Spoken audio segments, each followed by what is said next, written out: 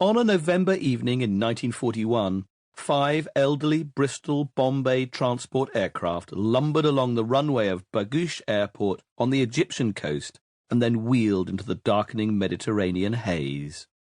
Each aircraft carried a stick of 11 British parachutists, some 55 soldiers in all, almost the entire strength of a new, experimental and intensely secret combat unit. L Detachment of the Special Air Service, the SAS. As the planes rumbled northwest, the wind began to pick up, bringing the electric inklings of a brewing storm. The temperature inside dropped quickly as the sun slipped below the horizon. It was suddenly intensely cold. The fledgling SAS was on its first mission. Codenamed Operation Squatter, it ran as follows: to parachute at night into the Libyan desert behind the enemy lines, infiltrate 5 airfields on foot, plant explosives on as many German and Italian aircraft as they could find, and then, as the bombs exploded, head south to a rendezvous point deep in the desert where they would be picked up and brought back to safety.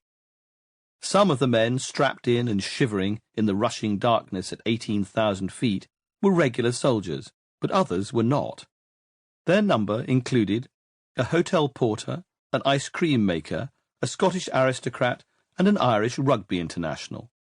Some were natural warriors, nerveless and calm, and a few were touched by a sort of martial madness.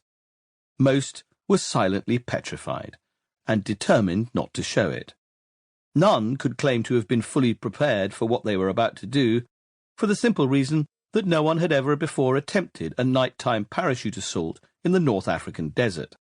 But a peculiar camaraderie had already taken root, a strange esprit compounded in equal parts of ruthlessness, guile, competitiveness, and collective determination.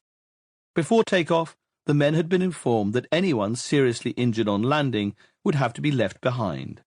There is no evidence that any of them found this odd. The wind had reached gale force by the time the bucking Bombays neared the Libyan coast, 2.5 hours after takeoff.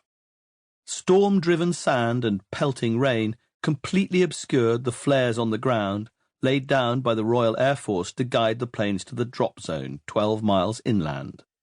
The pilots could not even make out the shape of the shoreline.